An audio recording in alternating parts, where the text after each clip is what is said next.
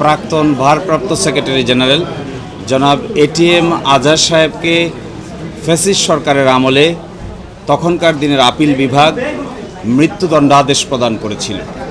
সেই মৃত্যুদণ্ডাদেশের বিরুদ্ধে আমরা রিভিউ আবেদন দায়ের করেছিলাম। সেই রিভিউ আবেদন আজকে আংশিক শুনানি হয়েছে। আগামীকালকে সকালবেলা আবার টপ মোস্ট আইটেম হিসেবে শুনানি হবে। আজকে প্রাথমিকভাবে কথোপকথনের এক পর্যায়ে মাননীয় আপিল বিভাগ সন্তুষ্ট হয়ে আমাদের কাছে এডিশনাল গ্রাউন্ড চেয়েছেন, কোন কোন গ্রাউন্ডে রিভিউ করা হবে। তার জন্য আমরা 60টি গ্রাউন্ড তৈরি করা হয়েছিল আগেই। এই 60টি গ্রাউন্ডের কপিও আজকে আদালতে জমা দেওয়া হয়েছে এবং এই গ্রাউন্ডে লিভ হবে কি হবে না এই মর্মে আগামীকালকে সকালে শুনানি হবে এবং শুনানি অন্তে আদালত পরবর্তী আদেশ প্রদান করবেন।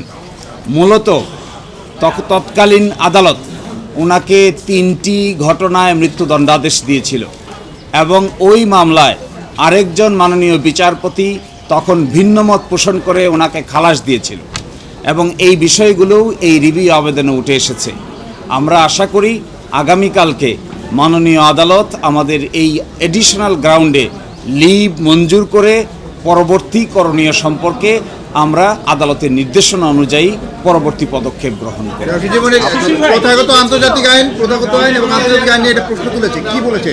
যে এখানে মূল প্রশ্ন উঠেছে যে কাস্টমারি ইন্টারন্যাশনাল ল বা প্রথাগত আন্তর্জাতিক আইন বাংলাদেশের যুদ্ধাপরাধ ট্রাইব্যুনালের ক্ষেত্রে প্রযোজ্য হবে না মর্মে অতীতের আদালত বলেছেন। এটাই আজকে রিভিউ হচ্ছে যে এই যে আন্তর্জাতিক আদালতের আইন এখানে প্রযোজ্য হবে না এই কথা বলে যে রায় দেওয়া হয়েছে শুধু জনাব এটিএম আজহারের ক্ষেত্রে নয়, জনাব কাদের মোল্লা সহ জনাব মতিউর রহমান নিজামী, জনাব কামরুজ্জামান এবং অন্যান্য আলী হাসান মোহাম্মদ মুজাহিদ, জনাব মীর কাশেম আলী সকলের ক্ষেত্রেই এই যে আন্তর্জাতিক আইনের প্রথাগত বিধান প্রযোজ্য নয় মর্মে রায় দিয়েছে। আজকে যে রিভিউ পিটিশনের আলোচনা উঠেছে সেখানে উঠেছে অতীতের সবগুলো রায় এই যে একটি ফাইন্ডিং তারা দিল এবং এই মানুষগুলোকে মৃত্যুদণ্ড দিয়ে এক্সিকিউট করা হলো। আজকে যদি সেই সব রায়গুলো এই পয়েন্টে রিভিউ হয় তাহলে আন্তর্জাতিক আইনের অ্যাপ্লাই না করার কারণে যে অবিচার হয়েছে সেটা নতুন করে আবার প্রমাণিত হবে। এটা জানতে চেয়েছেন। আপনারা জানেন যে আপিলটি হয়েছিল, এটি যুদ্ধাপরাধ ট্রাইব্যুনালের রায়ের বিরুদ্ধে সরাসরি আপিল দায়ের করা হয়েছিল। ওই আপিলটি খারিজ করে মৃত্যুদণ্ডাদেশ বহাল রাখা হয়েছিল। এখন এসে প্রশ্ন করা হয়েছে যে এই আপিলের বিরুদ্ধে যে রিভিউটি দায়ের করা হয়েছে এখানে কোনো লিভ গ্রান্ট করতে হবে আগে নাকি সরাসরি রিভিউ পিটিশনটি অ্যালাউ করতে পারবে। এই প্রশ্নে সিনিয়র আইনজীবী জনাব প্রবীণ নিয়োগীর মতামত নিয়েছেন। জনাব প্রবীণ নিয়োগী বলেছেন যে লিভ গ্রান্ট করার অতীতের অভিজ্ঞতা আছে।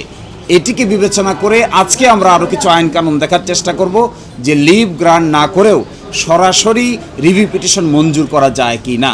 আগামীকালকে সকালে এই আইনের বিধানগুলো মাননীয় আদালতের সামনে উপযুক্ত পন্থায় দায়ের করা হবে। যে এখানে কথা উঠেছে যে কাস্টমারি ইন্টারন্যাশনাল ল ছাড়া অর্থাৎ প্রথাগত আন্তর্জাতিক আইনের যে বিধান এই বিধান ছাড়া ইন্টারন্যাশনাল ক্রিমিনাল কোর্টের কোনো বিচার করা সম্ভব নয়। এই বিচার হয়েছে সিয়েরা লিওনে, এই বিচার হয়েছে রুয়ান্ডাতে, এই বিচার হয়েছে ইউগোস্লাভিয়ায়, এই বিচার হয়েছে টোকিওতে। সব জায়গায় ইন্টারন্যাশনাল ক্রাইমস ট্রাইব্যুনাল যারা ছিলেন তারা কাস্টমারি ইন্টারন্যাশনাল লকে অ্যাপ্লাই করে বিচার করেছে, কিন্তু আমাদের দেশের কোর্ট এসে বলেছেন যে এটা একটা ডোমেস্টিক ট্রাইব্যুনাল, এখানে আন্তর্জাতিক প্রথাগত আইনের কোনো প্রযোজ্যতা নাই। আজকে আমরা সেই প্রশ্নই তুলেছি যে আন্তর্জাতিক অপরাধের প্রযোজ্যতা ছাড়া, ওই আইনগুলোর বিধানের প্রযোজ্যতা ছাড়া এই মামলার বিচার করা পসিবল নয় এবং যা করা হয়েছে তা আইনসম্মতভাবে করা হয়নি। মোস্ট ইম্পর্টেন্টলি, সবচেয়ে ইম্পর্টেন্ট কথা হলো কেন আন্তর্জাতিক আইনের বিধানকে বাতিল করতে হলো বিচার করতে গিয়ে।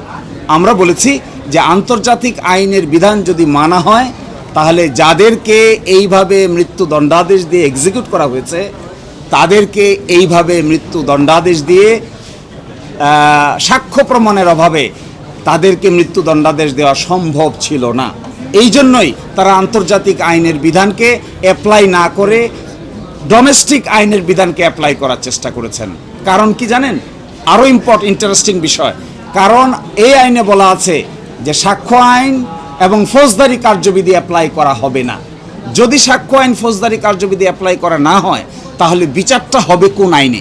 সেই ক্ষেত্রে আমরা বলেছিলাম customary international law will be applicable, কারণ এই ট্রাইব্যুনালের নাম the International Crimes Tribunal Act, এবং সেটিকে ফলো না করার কারণে আজকে এই সময় এসে প্রশ্ন উত্থাপন হয়েছে কাদের মোল্লা থেকে শুরু করে সকলকেই যেভাবে বিচারের কাঠগড়ায় দাঁড় করিয়ে মৃত্যুদণ্ডাদেশ দেওয়া হয়েছে, এইগুলো কাস্টমারি ইন্টারন্যাশনাল ল অনুযায়ী করা হয়েছে কি হয় নাই, এটাই আজকের বিবেচনা বিষয়।